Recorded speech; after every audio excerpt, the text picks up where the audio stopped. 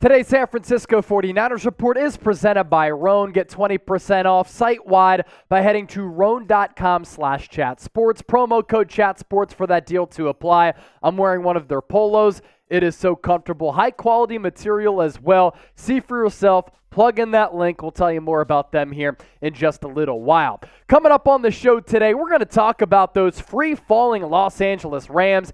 Aaron Donald has been floated as a name as a potential trade candidate. Matthew Stafford entering the mix. We're going to talk about the Rams quarterback. And then Darrell Luter Jr., a rookie for San Francisco, fifth-round pick out of South Alabama, who I think can earn playing time if he's healthy, has gone on the physically unable to perform list. This isn't a good sign because he's on PUP right now, and then earlier this offseason, he was also hurt. Before we dive into all of this, San Francisco. If you want to be a smarter Niners fan, subscribe to the channel. We're hitting you with videos every single day, year-round, and we are 292 people away from 82,000 subscribers. Training camp begins in a few days, preseason right after that, then the regular season. Watch party season is almost here.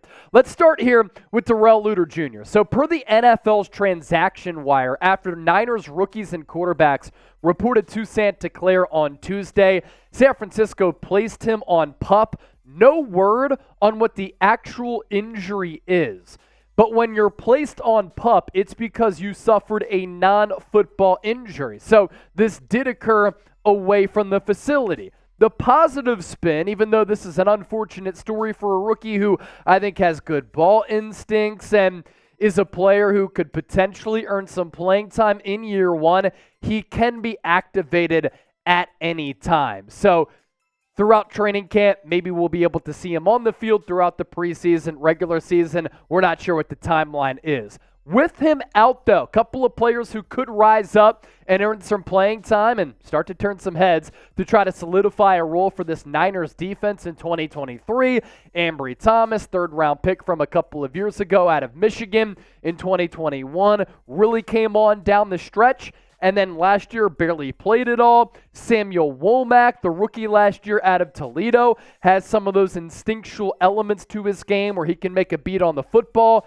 Then how about this name here? We talked about him on Tuesday's show. The UDFA cornerback out of Texas. He's only 5'9", but can play in the slot. And he was all over the place throughout rookie minicamp. Deshaun Jamison. Those three players now with a nice opportunity here. And the starting secondary for San Francisco going into this year is pretty solid, but the depth is a little bit worrisome. I think Charvarius Ward and Diamador Lenore are a pretty good cornerback tandem. Talanoa Hufanga was an all-pro last year, and then Deshaun Gibson really came on as the elder statesman and played well, and I love the selection of Jair Brown, but after the starters, the depth, little bit of a worry. And you look at the 49ers defensive tendencies in 2022. Yes, they did have D'Amico Ryans as their defensive coordinator. Steve Wilkes going to take over. But I think you're going to see a lot of these personnel packages this year, kind of like in 2022, but maybe Steve Wilkes gets a little bit more aggressive. And this also plays into the depth concerns because the 49ers played in base 28% of the time, ranked 13th in the NFL. Nickel, 71%. That ranked 8th. So if you're without a guy like Darrell Luter Jr., or you lose some cornerbacks when you go with the cornerback-heavy scheme personnel package, that's when your nickel type of package could be impacted a little bit. Dime plus 0. They rush 3 only 2% of the time. That ranked 28th in the NFL. They do run that 4-3 front. They rushed 4 guys 75% of the time. That ranked 11th in the league. Rushed 5, 20%. So they didn't blitz all that much. That ranked 18th. And then rushing 6 guys or more, only 3% a year ago. That ranked 19th among 32 teams in the NFL. And then their blitz percentage, 23%. That was 19th. So I actually hope that Steve Wilkes does get a little bit more aggressive. And that could make the back end's job a little bit easier if the quarterback doesn't have as much time to throw. So if you do suffer some injuries there, that's how you can make up for it. That all circles back to the injury to Darrell Luter Jr. As for the schedule here, for these rookies and quarterbacks reporting to the SAP Performance Center yesterday on Tuesday, Matt Mayoko with this, the class of 49ers rookies reported to training camp yesterday. They will take part in strength and conditioning training to reduce risk of injury for a week before the full squad arrives on July 25th. The entire coaching staff scheduled to come back off of vacation this week. So I need to know, will the 49ers have one of the best defenses again? I want to know. Give me a Y for yes or an N for no. You can grade the pipes as well. As I mentioned off the top of the show, 49ers Report presented by Rhone. Look how stretchable this fabric is. It's so lightweight. It's so durable. It's so comfortable. And it makes me look good, right? 20% off your order at Rhone.com/chatsports using that promo code chatsports. Men's closets, we're due for radical reinvention. Rhone stepped up to the challenge like Shohei Ohtani right now as he's on a run, hitting a bunch of homers.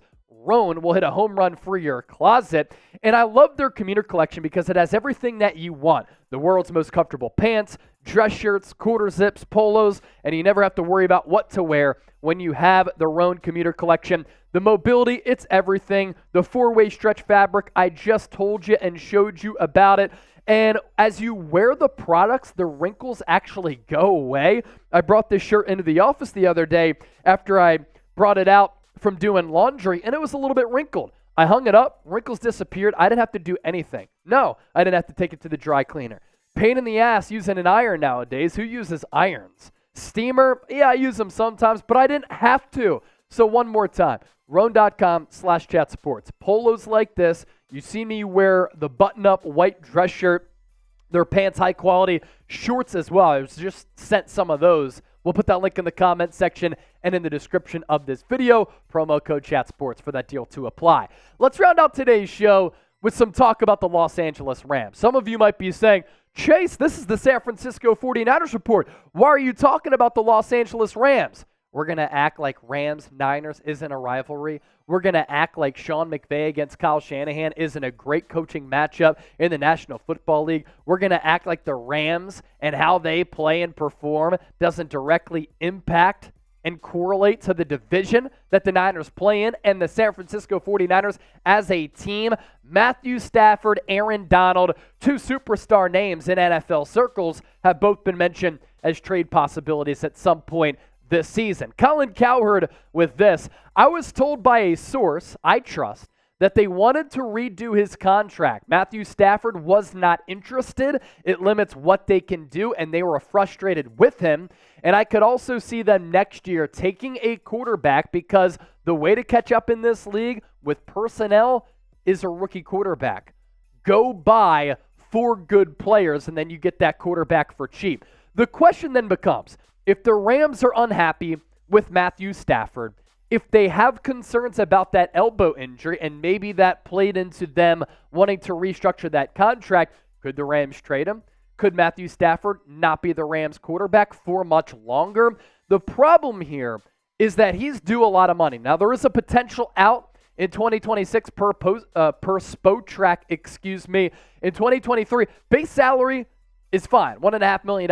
Cap hit a lot, but if he plays at an elite level, that's a steal. What the Rams are trying to do in restructuring the contract, lowering this cap number of $49.5 million, and this cap number of $42 million, and this cap number of $50.5 million.